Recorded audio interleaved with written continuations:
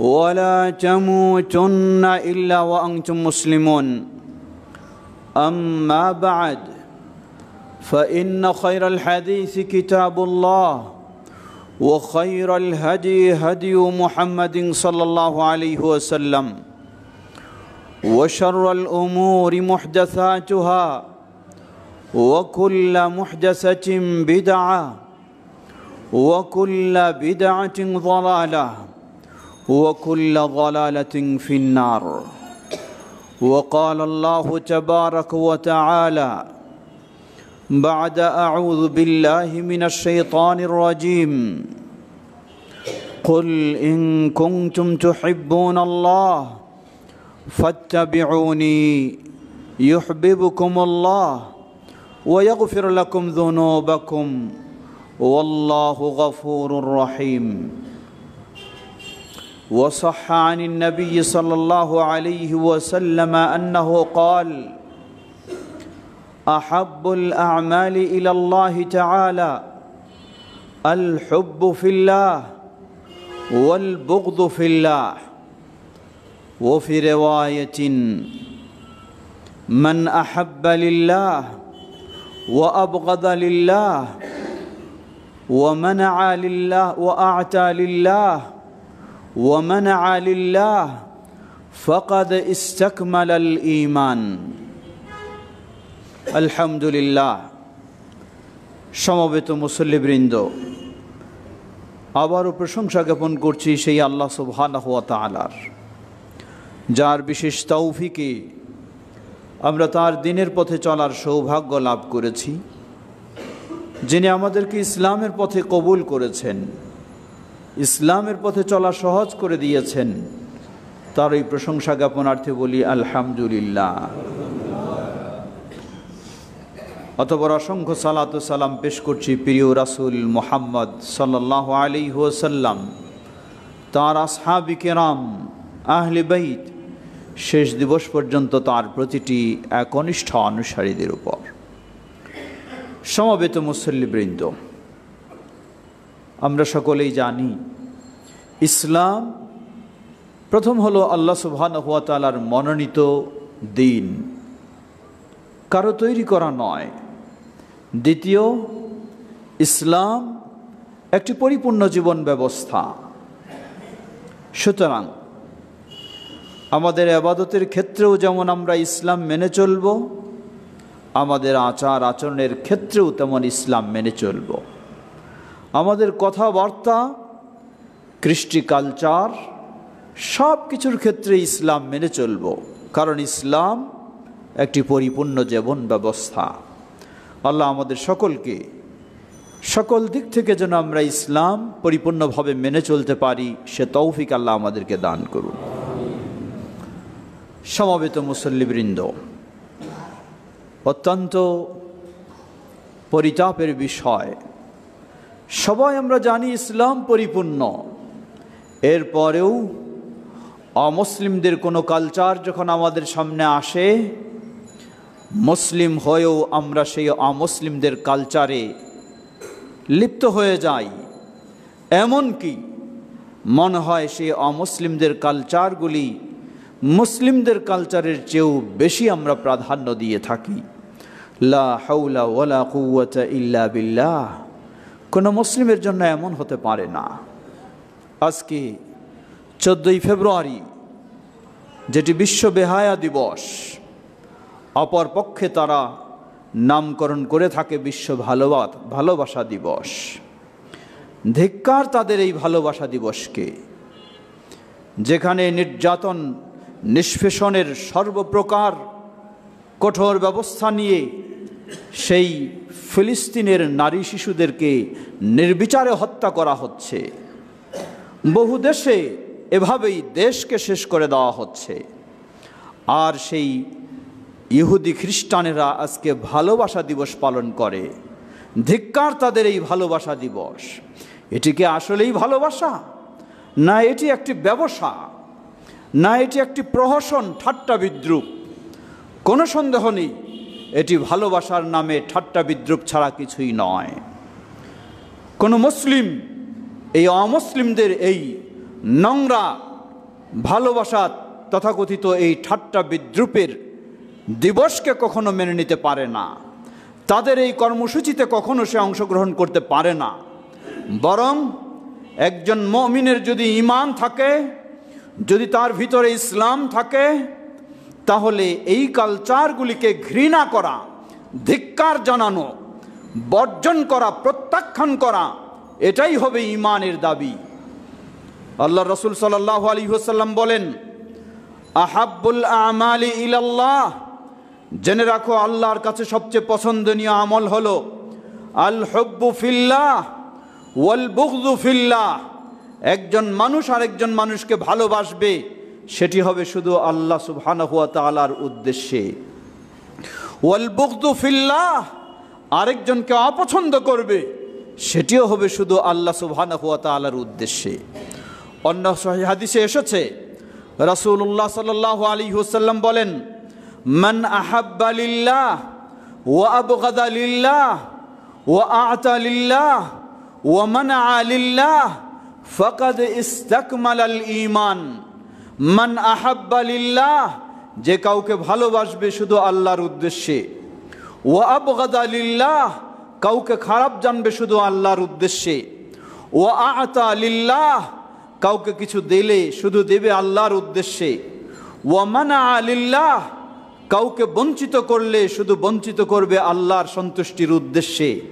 ফাকাদ ইসতাকমালাল ঈমান, এই চারটি বৈশিষ্ট্য কোনো মুমিনের মাঝে যখন আসবে, সেই মুমিনের এই ঈমান পরিপূর্ণতা লাভ করবে। সুবহানাল্লাহ। সমবেত মুসল্লিবৃন্দ, পর্দার আড়ালের মা ও বোনেরা, সেই দৃষ্টিকোণ থেকে ঈমানের বিধান, ঈমানের নিয়ম, ঈমানের কথা, তথাকথিত আজকের এই বিশ্ব বেহায়া দিবস, এই খ্রিস্টানদের ভালোবাসা দিবস, আপনি যদি মুমিন হয়ে থাকেন, আপনি যদি আল্লাহকে ভয় করে থাকেন, আপনি যদি জান্নাতের আশা করে থাকেন, তাহলে এটাকে ঘৃণা করা, এটাকে বর্জন করা, এটাকে প্রত্যাখ্যান করা আপনার এটি ঈমানি দায়িত্ব। কখনো হতে পারে না একদিকে আপনি ঈমানের দাবি করবেন, একদিকে আপনি আল্লাহকে ভালোবাসেন বলে দাবি করবেন, অপরদিকে সেই অমুসলিমদের এই ঠাট্টা বিদ্রুপের ভালোবাসাকে আপনি বরণ করবেন, এটাকে আপনি গ্রহণ করবেন। আপনার স্ত্রীকে ভালোবাসেন, একদিনের জন্য নয়, তাকে ফুল দিয়ে ভালোবাসা আপনি প্রদর্শন করবেন। ইসলামের ভালোবাসা হলো যতদিন আপনি জীবিত রয়েছেন ততদিনের জন্য। ইসলামের ভালোবাসা এই ঠাট্টা বিদ্রুপের ভালোবাসা নয়। আজকে 14ই ফেব্রুয়ারিতে ফুল দিয়ে ভালোবাসা প্রদর্শন করে, পরক্ষণেই আপনার সামনে পিস্তল প্রদর্শন করে আপনাকে হত্যা করার ব্যবস্থা নেয়। এই নোংরা, এই ঠাট্টা বিদ্রুপের ভালোবাসা কখনো মুসলিমদের জন্য হতে পারে না, কখনো এটি ইসলামের কালচার হতে পারে না। ইসলামের কালচার হলো আপনি আরেকজন মুসলিমকে ভালোবাসবেন সেই আল্লাহকে সন্তুষ্ট করার জন্য। যতদিন তার ভিতরে ঈমান রয়েছে, আপনার ভিতরে ঈমান রয়েছে, ততদিন আপনি তাকে ভালোবাসবেন।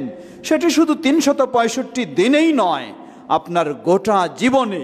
এজন্যই আল্লাহ রাসূল সাল্লাল্লাহু আলাইহি ওয়াসাল্লাম বললেন, কিয়ামতের কঠিন বিভীষিকাময় দিন, যেই দিনে মানুষের মাথার সন্নিকটে এসে যাবে সূর্য, মানুষ সেই ঘামের মাঝে সাঁতরাতে থাকবে, এমনই ভয়াবহ পরিস্থিতিতে 7 শ্রেণীর স্থান হবে আল্লাহ রাব্বুল আলামিনের আরশের ছায়াতলে। সেই 7 শ্রেণীর মাঝে এক শ্রেণী হলো রাজুলানি তাহাব্বা ফিল্লাহ ইজতামা আলাইহি আও তাফাররাকা। এমন দুজন ব্যক্তি, যেই দুজন ব্যক্তি একজন আরেকজনকে ভালোবাসবে শুধু আল্লাহর সন্তুষ্টি অর্জনের জন্য, শুধু আল্লাহকে খুশি করার জন্য।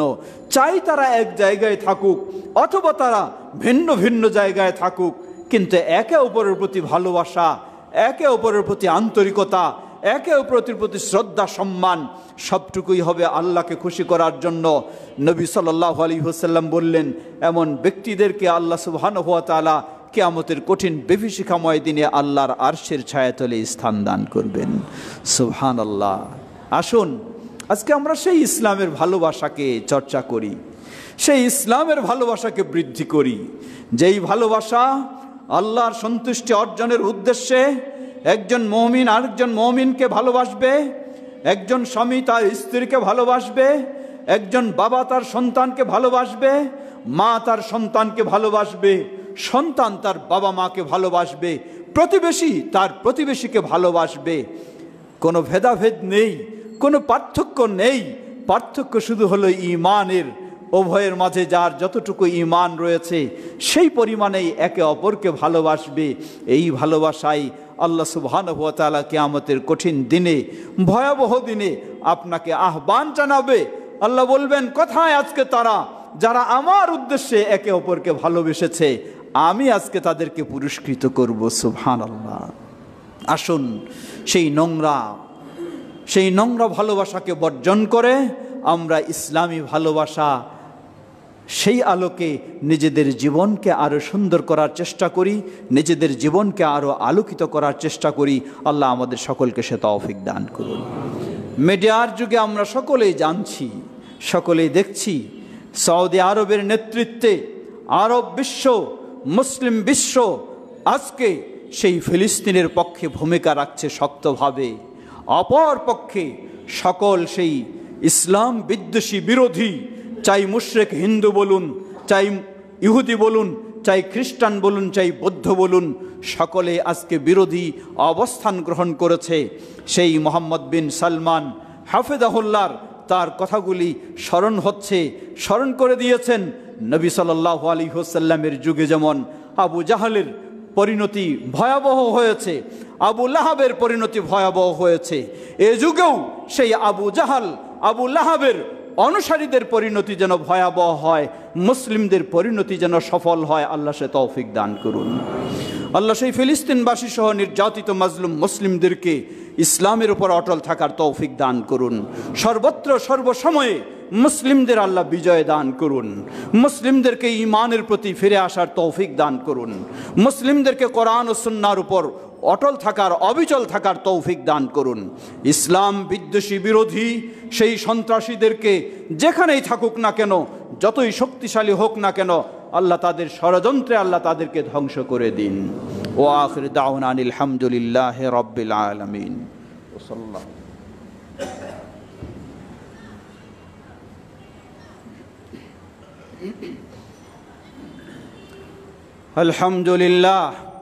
আলহামদুলিল্লাহ রাব্বিল আলামিন ওয়াসসালাতু ওয়াসসালামু আলা আবদিল্লাহি ওয়া রাসূলিহি নবিয়িনা মুহাম্মদ ওয়া আলা আলিহি ওয়া সাহবিহি আজমাইন, আম্মা বাদ।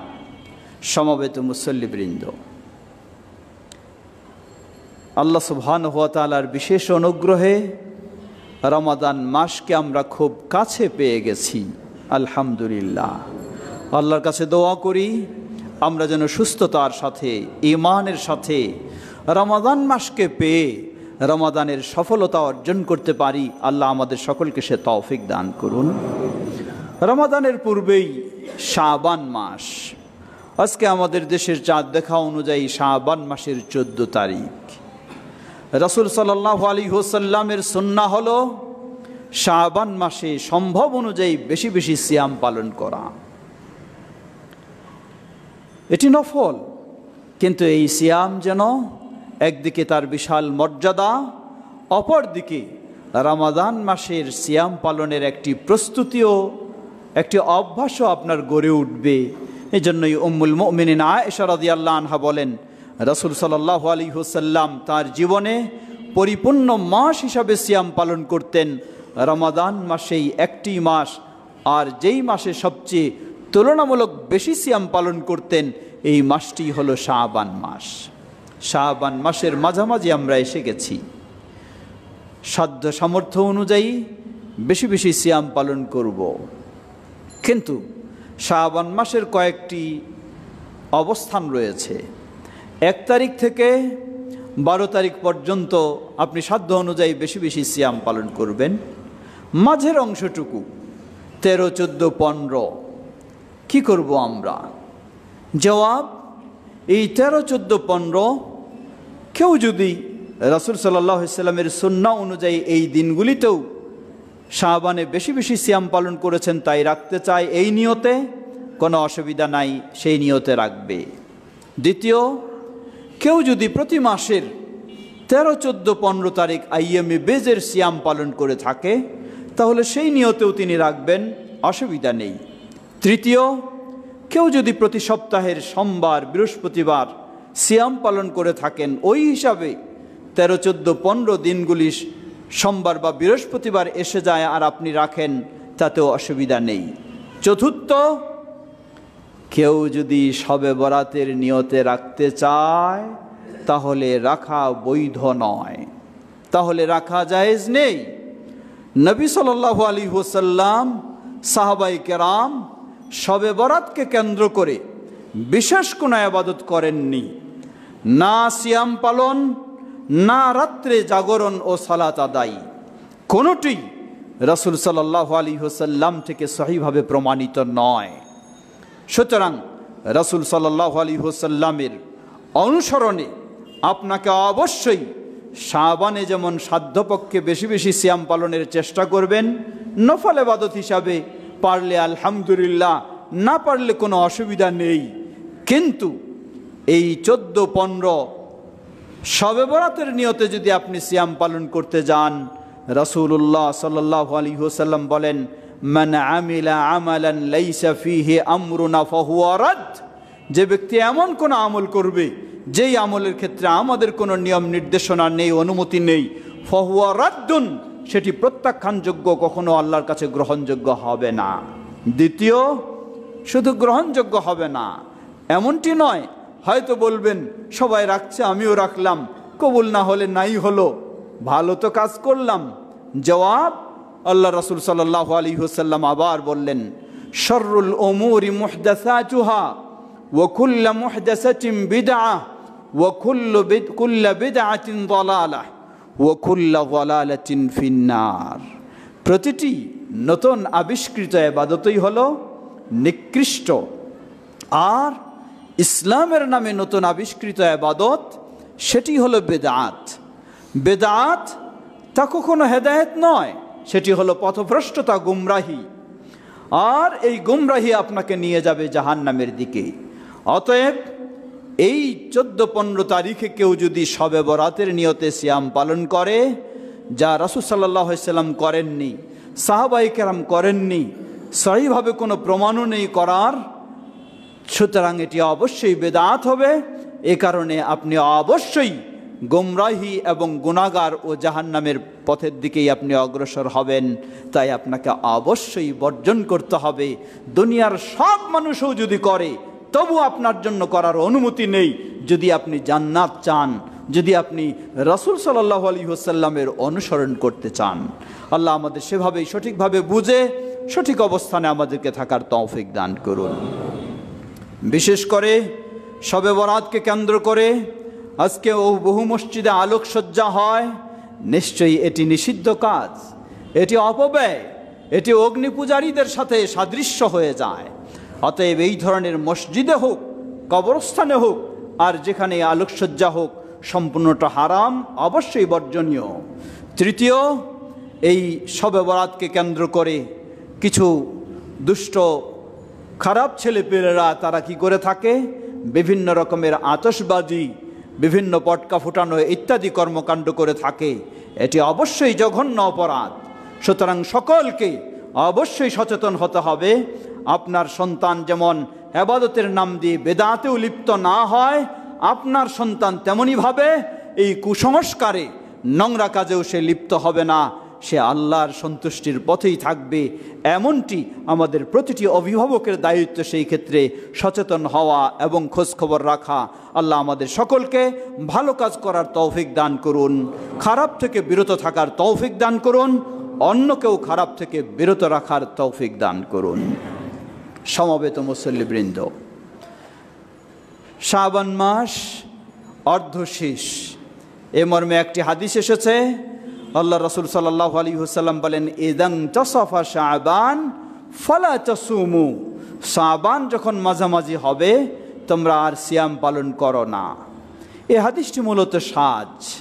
সুতরাং কেউ যদি অর্ধ পার হওয়ার পরেও শেষ দশকেও শাবান মাসে সিয়াম পালন করতে চায়, আমরা বলবো রাসূল সাল্লাল্লাহু আলাইহি ওয়াসাল্লাম এই মাসে বেশি বেশি পালন করতেন, সেই আলোকে আপনার জন্য অনুমতি রয়েছে, অসুবিধা নেই। কিন্তু শাবানের শেষ পর্যায়ে রমাদানের চাঁদ দেখার একদিন বা দুদিন আগে, শাবান মাসের 28 বা 29 তারিখ, অন্য সহিহ হাদিসে এসেছে আল্লাহ রাসূল সাল্লাল্লাহু আলাইহি ওয়াসাল্লাম বলেন, লা ইয়াতাকাদ্দামান্না আহাদুকুম বিসিয়ামি ইয়াউমিন ওয়ালা ইয়াউমাইনি ক্বাবলা রমাদান আও কামা ক্বালা নবী সাল্লাল্লাহু আলাইহি ওয়াসাল্লাম, তোমাদের কেউ যেন রমাদানের আগে একদিন অথবা দুদিন সিয়াম পালন না করে, কঠিনভাবে নিষেধ করেছেন। ইল্লা মান কানা ইয়াসুমু ফালইয়াসুমহু আও কামা ক্বালা নবী সাল্লাল্লাহু আলাইহি ওয়াসাল্লাম, তবে কেউ যদি সাধারণ নিয়মে করে থাকে তার অনুমতি রয়েছে। অর্থাৎ আপনি প্রতি সপ্তাহে সোমবার এবং বৃহস্পতিবার সিয়াম পালন করেন, শাবান মাসের 28-29 তারিখ হয়তো সোমবার বা বৃহস্পতিবার এসে গেছে, তাহলে আপনি ওই নিয়মে করতে পারবেন, আপনার জন্য অসুবিধা নেই, বাধা নেই। কিন্তু যিনি এই ধরনের নিয়মিত কোনো সিয়াম পালন করেন না, তিনি যদি মনে করেন রমজানের একদিন দুদিন আগে আমি করব ভালো কাজ, তাহলে এটি তার জন্য জায়েজ নেই, বৈধ নয়, এটি নবী সাল্লাল্লাহু আলাইহি ওয়াসাল্লাম শক্তভাবে নিষিদ্ধ করেছেন। আসুন আমরা রাসূলুল্লাহ সাল্লাল্লাহু আলাইহি ওয়াসাল্লামের সুন্নাহ অনুযায়ী এই শাবান মাসকে অতিবাহিত করার চেষ্টা করি। আল্লাহ আমাদের সকলকে সে তৌফিক দান করুন। সেই সাথে আসছে রমাদান মাস। রমাদান মাসকে কেন্দ্র করে আপনারও কিছু প্রস্তুতির বিষয় রয়েছে। জীবনের সেরা সুযোগ রমাদান মাস, যেই মাসটি হলো বরকতের বিশেষ মাস, যেই মাসটি রহমতের বিশেষ মাস, যেই মাসটি মাগফিরাতের বিশেষ মাস, যেই মাসটি আল্লাহর নৈকট্য অর্জনের একটি বিশেষ সুযোগ। সুতরাং সেই মাসের কাছাকাছি আমরা এসে গেছি। আল্লাহর কাছে বেশি বেশি দোয়া করা, যেন আমরা সুস্থতার সাথে, ঈমানের সাথে সেই মাসটির শরীয়তসম্মত ইবাদতগুলি করতে পারি। আল্লাহর কাছে প্রথম কাজ হবে আমাদের বেশি বেশি দোয়া করা। দ্বিতীয় কাজ হবে মানসিকভাবে প্রস্তুতি গ্রহণ করা। মানসিকভাবে প্রস্তুতি শুধু মানসিক নয়, বিভিন্ন ব্যস্ততার ক্ষেত্রে আপনার প্রস্তুতি গ্রহণ করা। আপনি পৃথিবীতে যতদিন বেঁচে আছেন আপনার ব্যস্ততা থাকবেই, এটাই স্বাভাবিক। হাত্তা যুরতুমুল মাকাবির, যতক্ষণ না আপনি কবরে না যান ততক্ষণ পর্যন্ত আপনার ব্যস্ততা আপনাকে ছাড়বে না, থাকবেই ব্যস্ততা। সুতরাং রমাদান মাসেও আপনার ব্যস্ততা থাকবে। সিয়াম পালনের মতো আপনার অবসরের সুযোগ নেই, তারাবির সালাত আদায়ের মতো সুযোগ নেই, বেশি তেলাওয়াতের মতো সুযোগ নেই, ভালো কাজ করার মতো সুযোগ নেই। কেন আপনি এত ব্যস্ত? আল্লাহ সুবহানাহু ওয়া তাআলা আপনাকে যদি বিছানায় ফেলে রাখেন তাহলে তো আপনার সব ব্যস্ততা শেষ, কোনো কাজেই আপনি পারবেন না। সুতরাং আসুন ব্যস্ততাটাকে একটু গুছিয়ে নেওয়ার চেষ্টা করুন, একটু কমিয়ে নেওয়ার চেষ্টা করুন, যাতে রমাদানে আপনি একটু বেশি অবসর সময় নিতে পারেন, বেশি ইবাদত করতে পারেন। রমাদানটাকে আবার বেশি খাওয়া দাওয়ার উৎসব হিসাবে গ্রহণ না করা। রমাদান আসছে, বিশেষ করে পুরান ঢাকার তো ঐতিহ্য রয়েছেই, কমপক্ষে 20-30 আইটেম না হলে ইফতার মজাদার হয় না। না, এত ব্যস্ত কেন হবেন আপনি? আপনার পরিবারের মানুষকে এত ব্যস্ত করবেন কেন? আপনি যেমন ইবাদতের জন্য ফ্রি হতে চান, আপনার পরিবারের সদস্যদেরও তো ইবাদতের জন্য তাদেরকেও ফ্রি হওয়ার সুযোগ করে দিন। তাদেরকে সারাদিন রান্না বান্না আর ইফতারি নাস্তা নিয়ে একেবারে ব্যস্ত করে তুলবেন, কোনো সন্দেহ নেই তারা ভালো ইফতারের আয়োজন করবে, এটাও সওয়াবের কাজ ঠিকই। কিন্তু খাওয়া দাওয়া ফুর্তি করা দিয়েই তো বড় ইবাদত নয়। তাদেরকেও কোরআন তেলাওয়াতের সুযোগ করে দিন, তাদেরকেও নির্জনে আল্লাহর বিশেষ করে যিকির আজকার তাসবিহ তাহলিল ভালো ইবাদত করার সুযোগ করে দিন। ঠিক একইভাবে আপনি আল্লাহ সুবহানাহু ওয়া তাআলা আপনার অধীনে অনেক ব্যক্তিকে রেখেছেন, যারা আপনার অধীনে কর্ম করে, আপনার ফ্যাক্টরিতে কাজ করে, আপনার কোম্পানিতে কাজ করে। রমাদান মাস উপলক্ষে তাদের প্রতিও আপনি একটু সদয় হন। তাদের কঠোর পরিশ্রমের কারণে তারা রমাদানের সিয়াম পালন করতে পারে না। বলা হয় কেন করো নাই? বলে ভাই 8 ঘন্টা 12 ঘন্টা 14 ঘন্টা ডিউটি করতে হয়, কিভাবে আপনি সিয়াম পালন করব? মুখ শুকিয়ে যায়, গলা বন্ধ হয়ে যায়, কথা বন্ধ হয়ে যায়, পারি না। আল্লাহু আকবার। আল্লাহ সুবহানাহু ওয়া তাআলা আপনার অধীনে এত সব মানুষের রিজিকের ব্যবস্থা করে দিয়েছেন। আপনি যদি একটু তাদের প্রতি সদয় হন, বরং আপনার দায়িত্ব, আল্লাহ রাসূল সাল্লাল্লাহু আলাইহি ওয়াসাল্লাম বলেন, মান দাল্লা আলা খাইরিন ফালাহু মিসলু আজরি ফাইলি। আপনার অধীনে 10 জন 20 জন বা 100 জন বা 1000 জন বা আরো 10-20 হাজার মানুষ কাজ করে, এটি আল্লাহ সুবহানাহু ওয়া তাআলার বড় নিয়ামত। আল্লাহ আপনার মাধ্যমে কত পরিবারের রিজিকের আল্লাহ ব্যবস্থা করে দিয়েছেন। আল্লাহর শুকরিয়া আদায় করুন এবং আপনি তাদেরকেও রমাদান মাসে একটু সহজ করে দিন, তাদের ডিউটিটাকে একটু হালকা করে দিন, তাদেরকে উদ্বুদ্ধ করুন যে তোমরা অবশ্যই সিয়াম পালন করবা, প্রয়োজনে আমি তোমাদের কাজটাকে একটু হালকা করে দিব। আপনি হয়তো ভাবছেন তাদের কাজ একটু কমাই দিলে আমার ব্যবসা নষ্ট হয়ে যাবে, আমার যেই ধরনের টার্গেট সেই টার্গেটে পৌঁছতে পারবো না। আপনি কি জানেন সব তো টার্গেট আল্লাহ সুবহানাহু ওয়া তাআলার হাতে। আল্লাহ ইচ্ছা করলে আপনার টার্গেট কর্মচারী ছাড়াই পূরণ করে দিতে পারেন, আবার আল্লাহ ইচ্ছা করলে আপনি দ্বিগুণ শ্রমিক নিয়োগ দিলেও আল্লাহ আপনার টার্গেট পূরণ করে দেবেন না, আপনাকে আরও পিছনের দিকে ফেলে দেবেন। সুতরাং সেই আল্লাহর উপর ভরসা করুন, সেই আল্লাহর সাহায্য চান। রমাদান উপলক্ষে আপনার অধীনস্থ কর্মচারীদেরকে উদ্বুদ্ধ করুন, তারাও যেন সালাত আদায় করে সব সময়, বিশেষ করে রমাদানে তারা যদি সিয়াম পালন করার সুযোগ পায় আপনি তাদেরকে সহযোগিতা দেন। আল্লাহ রাসূল সাল্লাল্লাহু আলাইহি ওয়াসাল্লাম বললেন, যে ব্যক্তি মানুষকে ভালো কাজের দিকে পথ দেখাবে, নির্দেশনা দেবে, উদ্বুদ্ধ করবে, তাহলে এর বিনিময়ে ওই ভালো কাজ করে যেই সওয়াব পাবে আল্লাহ আপনাকেও সমান সওয়াব দান করবেন। সুবহানাল্লাহ।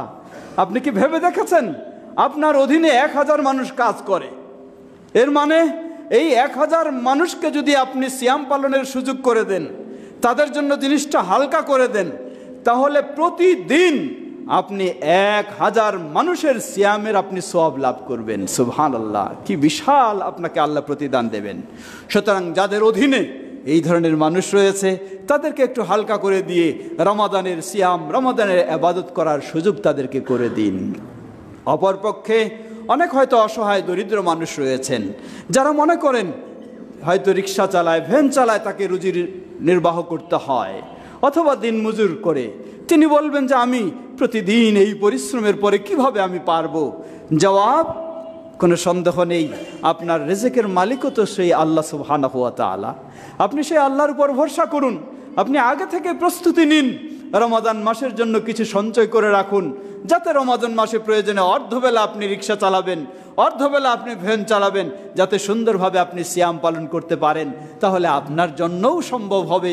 আসুন আমরা রমাদানকে সেভাবেই রমাদানের জন্য প্রস্তুতি গ্রহণ করি, বিশেষ করে পারিবারিকভাবে আমাদের সন্তানদেরকেও আমরা সেইভাবে উদ্বুদ্ধ করব।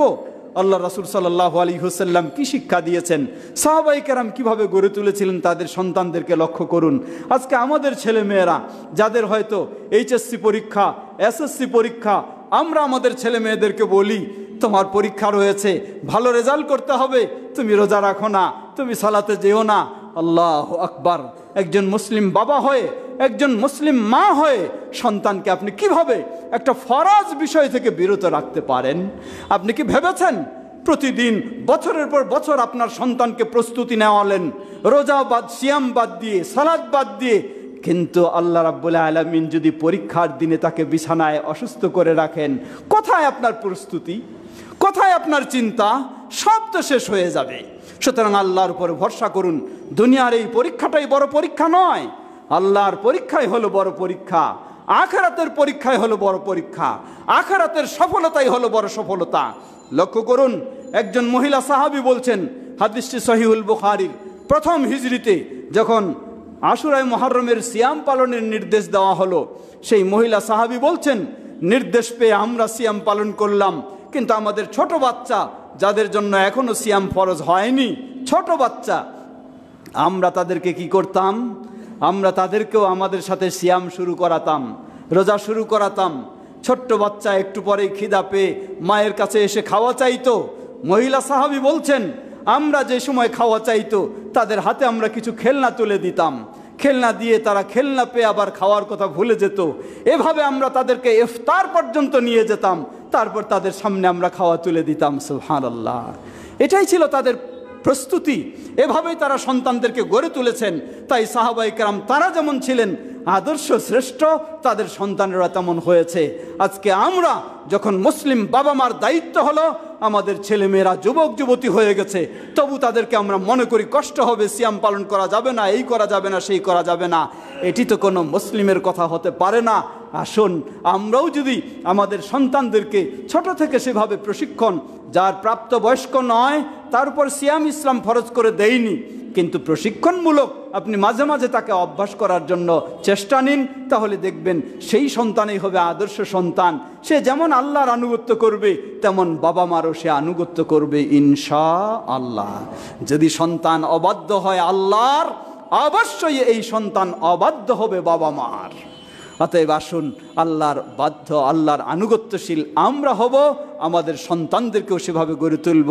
রমাদান মাসকে যেন সেভাবে আমরা কাজে লাগাতে পারি। আল্লাহ আমাদের সকলকে সে তৌফিক দান করুন। সমবেত মুসল্লিবৃন্দ, গত 7 এবং 8 তারিখ দুদিন ব্যাপী বাংলাদেশ জমিয়তে আহলে হাদিসের সেই আন্তর্জাতিক মহাসম্মেলন আল্লাহ সুবহানাহু ওয়া তাআলার বিশেষ তৌফিকে অত্যন্ত সুষ্ঠু সুন্দরভাবে সম্পন্ন হয়েছে। এতে আপনারা স্বতঃস্ফূর্তভাবে উপস্থিত হয়েছেন, বিভিন্নভাবে আপনারা সহযোগিতা দিয়েছেন। আমাদের শ্রদ্ধাভাজন আলহাজ আওলাদ হোসেন সাহেবের নেতৃত্বে আপনারা সকলেই প্রশংসনীয় ভূমিকা রেখেছেন। জানাচ্ছি সবাইকে কৃতজ্ঞতা, দোয়া করছি আল্লাহ আমাদের সকলের এই অবদানকে কবুল করে নিন। আমরা যেন এভাবে দাওয়াতি কাজে তাওহীদ সুন্নাহর পথে আরও অগ্রসর হতে পারি, ঐক্যবদ্ধ হয়ে কাজ করে যেতে পারি। আল্লাহ আমাদের সকলকে সে তৌফিক দান করুন। ইবাদাল্লাহ রাহিমাকুমুল্লাহ, আল্লাহুম্মা সাল্লি আলা মুহাম্মদ ওয়া আলা আলি মুহাম্মদ কামা সাল্লাইতা আলা ইব্রাহিম ওয়া আলা আলি ইব্রাহিম ইন্নাকা হামিদুম মাজিদ। আল্লাহুম্মা বারিক আলা মুহাম্মদ ওয়া আলা আলি মুহাম্মদ কামা বারাকতা আলা ইব্রাহিম ওয়া আলা আলি ইব্রাহিম ইন্নাকা হামিদুম মাজিদ।